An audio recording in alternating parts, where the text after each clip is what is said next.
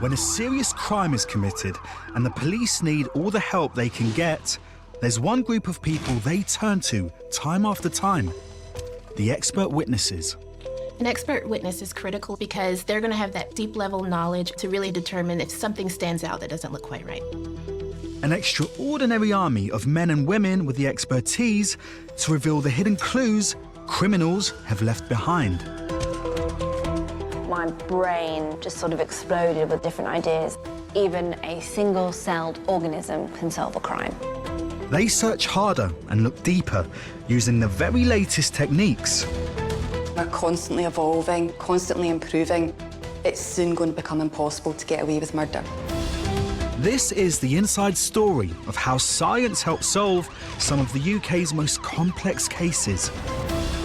That was one of my eureka moments in all my 30 years of forensic examination.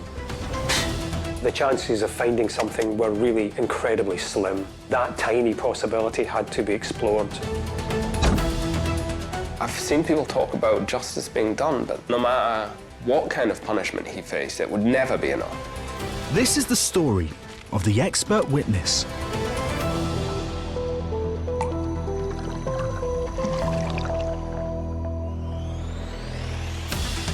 In this programme, we're in Yorkshire for two shocking cases. Each involves a murdered woman with their partners as suspects and an expert witness who helped deliver justice. In Hull, grains of pollen put a violent man behind bars. Pollen is everywhere. You can have it in your hair, on your clothing, and it will link people and objects with places. And in Melsonby, an expert witness discovers the truth behind a husband's lies. Her husband said that she'd been held hostage in this area for a certain amount of time, and that really didn't fit.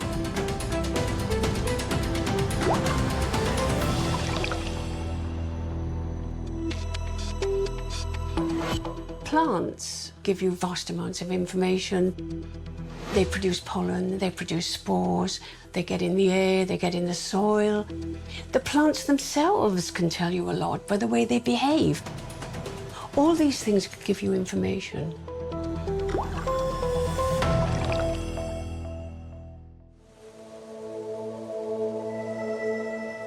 Hull, Valentine's Day 2005. Paul Dyson calls 999 and reports his fiancée, 22-year-old Joanne Nelson, missing. Hello there. My fiancée, I don't know where she is. I was trying to report somebody missing. This is part of the emergency call he made to the police. Has there been any arguments or anything, or should you press? No, there's nothing like that. Journalist Ralph Blackburn reported on the story of Joanne's disappearance. Jo grew up in Hull. She was the eldest daughter of Jean and Charlie. She had two younger sisters, Katie and Janie. They were a very close family. Joanne lived with her fiancé Paul, and detectives interviewed him to find out more about when he'd last seen her. He says they woke up at their house in West Hull in the morning as normal. They exchanged Valentine's Day cards, and then he left her in bed and went to work. He then told the police that when he returned home in the evening, she wasn't there and that it was out of her character. The search for clues to Joanne Nelson's disappearance intensified today. Specially trained officers scoured the area around her home. They looked in back alleys, on waste ground and in outbuildings. Police were increasingly concerned as the days passed. Fiancé Paul offered to make a public appeal for information. I want to know where she is. I want her back. Usually when people are very emotional and are recounting a potentially traumatic event, they might change their words slightly, get some details slightly different. However, the account Paul gave on TV mirrored the exact same account he gave to detectives when he was first interviewed, and it struck as something that was potentially rehearsed. Eagle-eyed detectives noticed another alarming clue on screen. want to know where she is. Police spotted small crescent-shaped marks on his thumbs, which are caused typically when someone is trying to defend themselves against strangulation. The police's suspicions of him were heightened, and they began not only scrutinising his own account and narrative, but they also began interviewing both his family members and Joe's family members. Police discovered that Joanne's family had concerns about the relationship and had been against the pair moving in together. Her parents probably saw a few red flags with Paul. Joe and Paul were quite different people. There was an 8-year age gap. Joe was very family-orientated, young, ambitious. She wanted to travel the world. She was sociable. Whereas Paul had had quite a difficult start to his life. And, you know, he wasn't really a kind of ambitious guy. He didn't have a huge amount of friends. Further investigation revealed the family were right to have concerns. Awful details about his violent past against women came out. It turned out that he had been seriously abusive towards his ex-wife. He had throttled her on their wedding night. He used to beat her. And one time he had actually strangled her so badly that she passed out. Detectives received a shocking tip out of the blue from a member of Paul's own family. 4 days after Joe's disappearance, the police took a call from Paul's mother, and she sensationally revealed that Paul had confessed to a friend that he had actually strangled Joe at their flat. Police rushed to interview Dyson. He confessed to strangling Joe at their home and disposing of the body somewhere in North Yorkshire. Detectives' earlier suspicions about Dyson were now confirmed. This was no longer a missing persons case, it was a murder investigation. The boyfriend of 22-year-old Joanne Nelson has been charged with her murder. Paul Dyson appeared in court in Hull and has been remanded in custody. 80 police officers are continuing their search for Joanne, who disappeared on Valentine's Day. Dyson admitted to the killing, but claimed it was an accident. To prove otherwise, detectives needed to find Joanne's body, but Dyson said he could not remember where he had hidden it. The police were searching a huge area of North Yorkshire. A lot of it was very rural. They were looking for a small woodland. There are a lot of woods in this area of North Yorkshire. Searching for a body.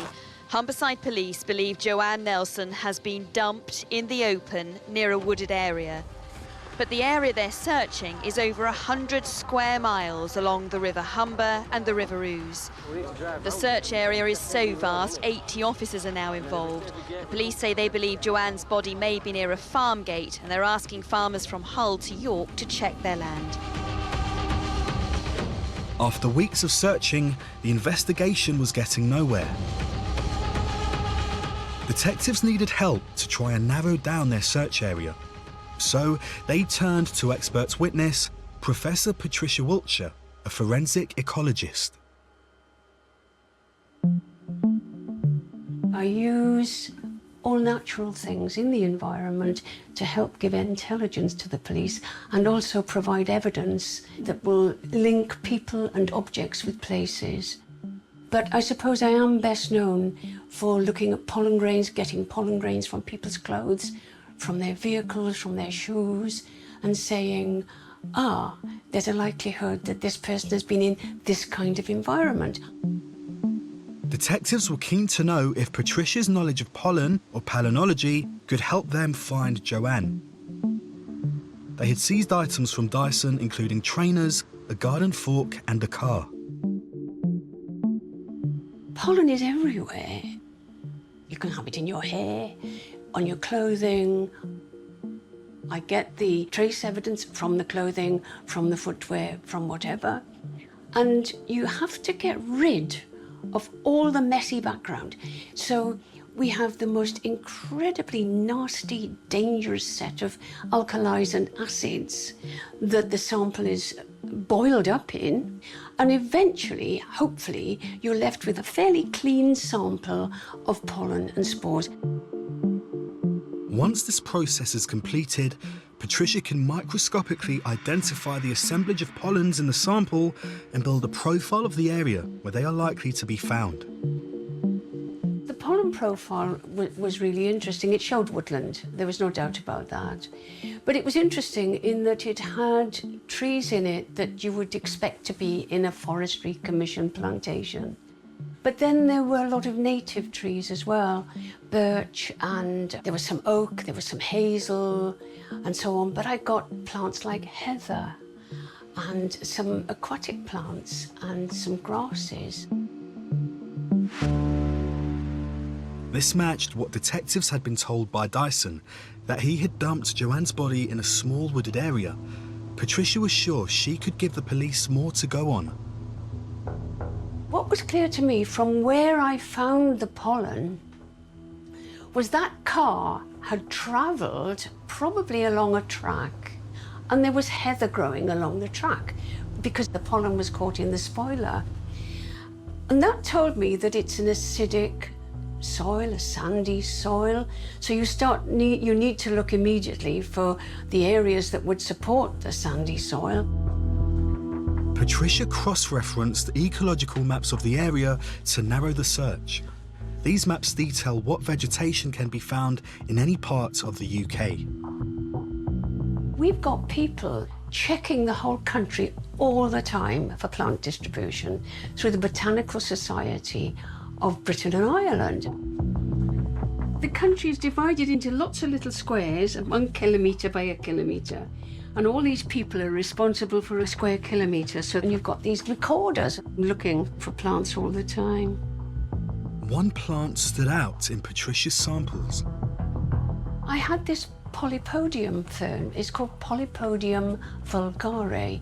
It's a pretty little fern. It's small, only about 1 foot or so high. And you find it growing on banks. It will grow on tree trunks.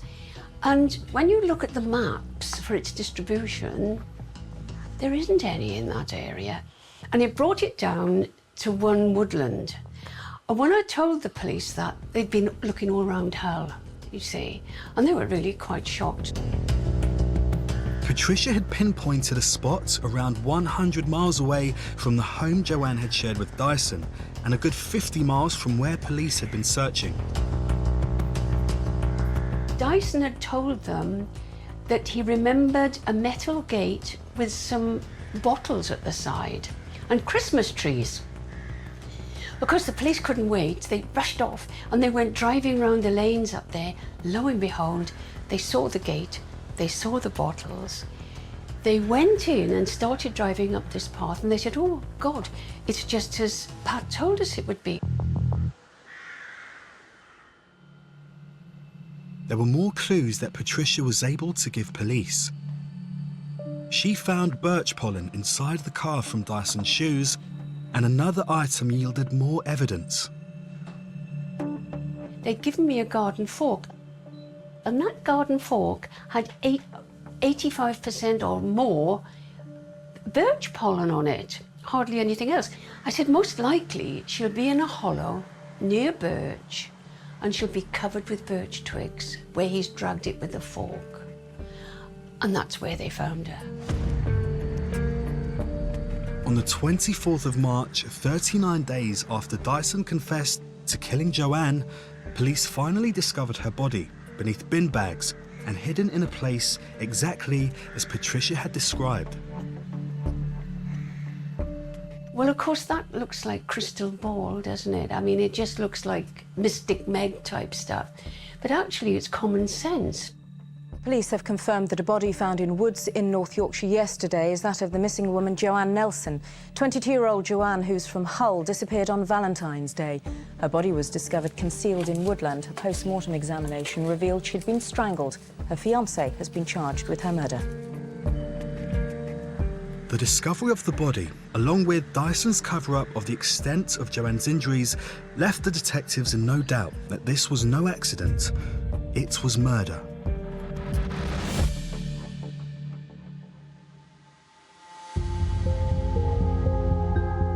The evidence the police had was so overwhelmingly against him that shortly before he was due to go on trial, he changed his plea and admitted to murdering Joe.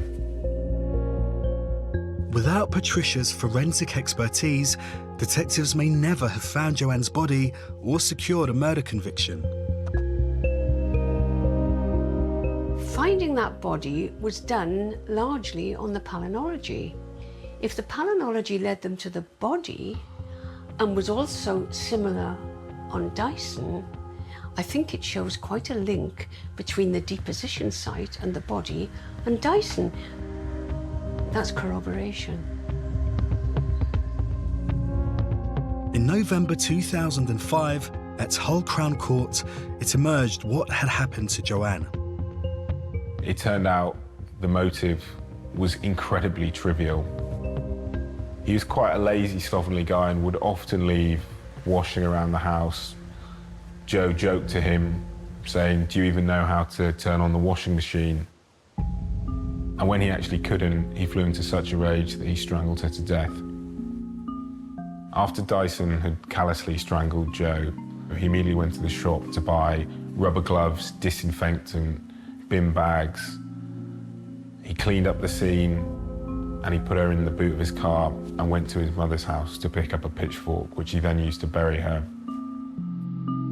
On the 8th of November, at Hull Crown Court, Paul Dyson was sentenced to life in prison to serve a minimum of 16 years for the murder of Joanne Nelson.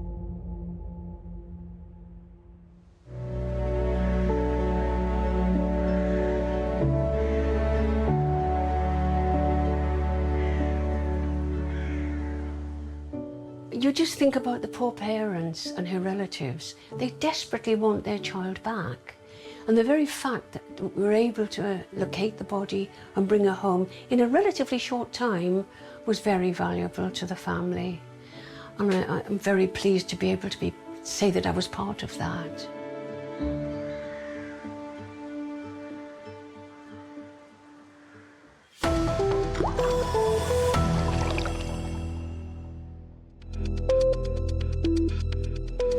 Bloodstain pattern analysis is an important tool, especially in violent crime investigation, because if anybody is injured and their blood is distributed throughout a space, then we can use the pattern of that distribution to kind of tell a narrative about how injuries have been sustained, activities that people have undertaken after they've been injured.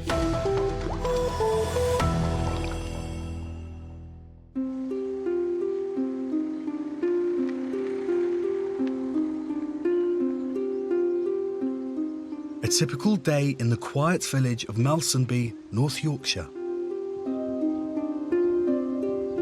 It is bordering on chocolate box pretty, is Malsonby. It's the kind of village where people like to retire to and live quiet lives. It does have the lovely village green, and I know it's got a real good sense of community as well. It really is a nice place to live in. But on the 23rd of March 2010, this sleepy village was struck by tragedy. An attack at the local post office, run by Robin and Diana Garbett. It was a huge story for Malsonby and for Joe Willis, then editor of the Northern Echo. We received calls to our news desk. We were alerted that just after 8:30 in the morning, the North Yorkshire Police received a 999 call from Robin Garbett. Is the attacker still nearby? No, he's gone. Were any weapons involved or mentioned? I think the guy with me, he had a gun, and he said to me... He had a gun, sir? Well, he did have a gun, and he said, "Don't be stupid." Robin told the operator that there'd been a burglary, that had been held up, essentially. The mechanism on the safe for the post office would only allow it to be opened after 8:30. This robber had waited until after 8:30 to then rob the post office to get the maximum amount of money. So then Robin had gone upstairs where he'd found that his wife had been attacked. When they arrived, the emergency services found Diana Garbett in one of the bedrooms in bed. She was face down. She'd had suffered a serious head injury and she was declared dead at the scene. A major police investigation has been ongoing ever since as detectives search for the killer. it was a crime which shocked the picturesque North Yorkshire village of Melsonby. Following the murder, I think the village and the wider community of Richmondshire was alarmed that potentially there was a violent criminal on the loose. Police teams scoured the local area for evidence. Meanwhile, detectives pieced together the events leading up to Diana Garbutt's death. Her husband Robin said the raiders held his wife hostage. He said, don't do anything stupid, we've got your wife. But at the murder scene, detectives were perplexed. If Diana Garbutt received her head injuries whilst being held hostage, then police would expect to find signs of a struggle, like bloodstains on walls and carpets. But there were none. They turned to blood spatter analyst Joe Millington.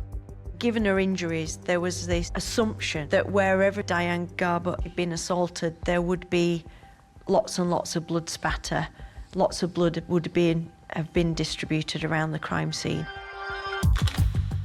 And because they'd examined the bedroom where she was found and had not found this spatter, they naturally assumed that that was not the site of assault. So I was called in to examine the scene, and I did that initially from photographs. They were just simply passed along, and I had a little look at those to see whether or not I could see anything of interest.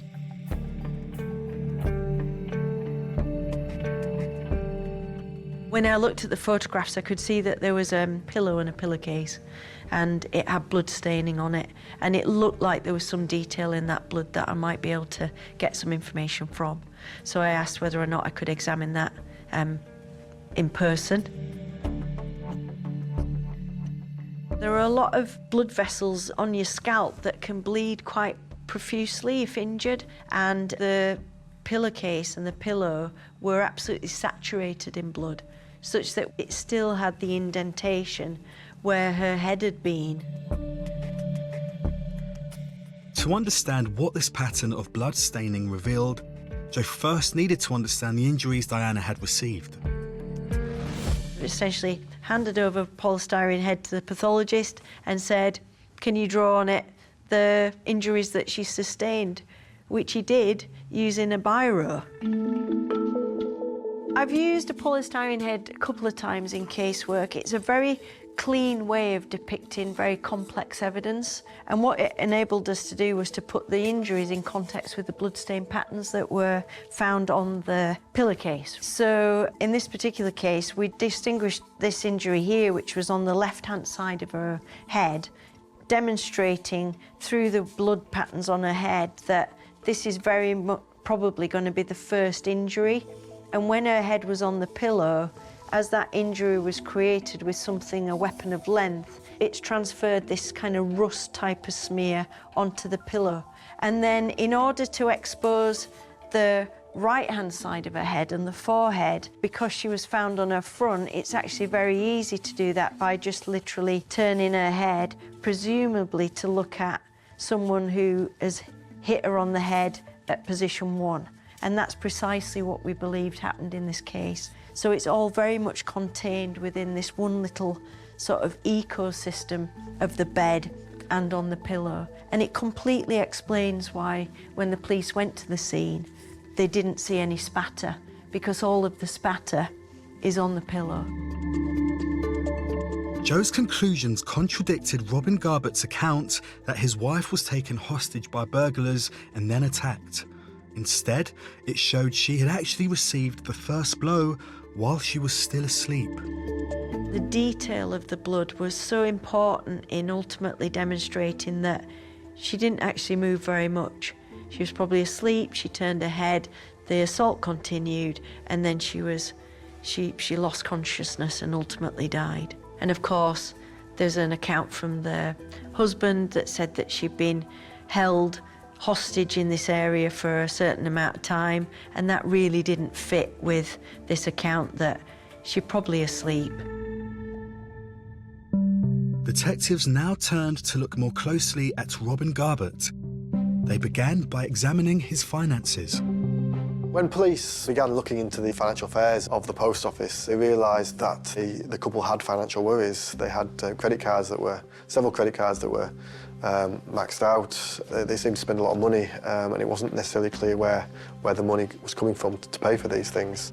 They then looked a little bit deeper into the finances of the post office, and it certainly seemed to the investigators that again, all was not as it seemed, and that potentially money was being taken from the post office. Police next discovered from friends and family that there were tensions within the couple's relationship. Perhaps not everything was okay in the Garbutt's marriage. Certainly, Diana Garbutt appeared to be unhappy in that marriage, and was potentially looking elsewhere for affection. Detectives could show Robin Garbutt had severe money problems and that his marriage was unhappy. Meanwhile, Joe Millington's evidence revealed that Diana had not been taken hostage, but was attacked while she slept. Finally, a post-mortem revealed she did not die at 8:30 a.m, as Garbutt claimed, but hours earlier. Garbutt was arrested and charged, but despite all this evidence against him, he denied murdering his wife. So when the trial came along, we literally just went with a pamphlet of photographs to reflect to the jury how the reconstruction of the injuries and the bloodstain patterns overlaid each other and became this really powerful strand of evidence.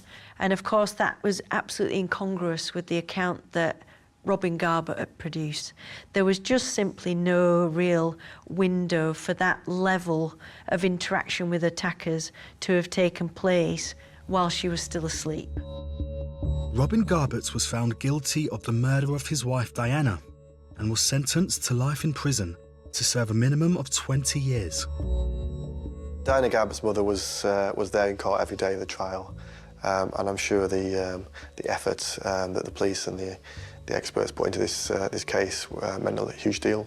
Forensics played a huge part in securing conviction. The North Yorkshire Police Commander gave me a commendation for this case, even though it's just a very simple piece of evidence in terms of BPA and pathology and a pillar case of all things. The fact that it was a pivotal item in the progression of this trial is evident in the fact that they recognised it and gave us a commendation for it.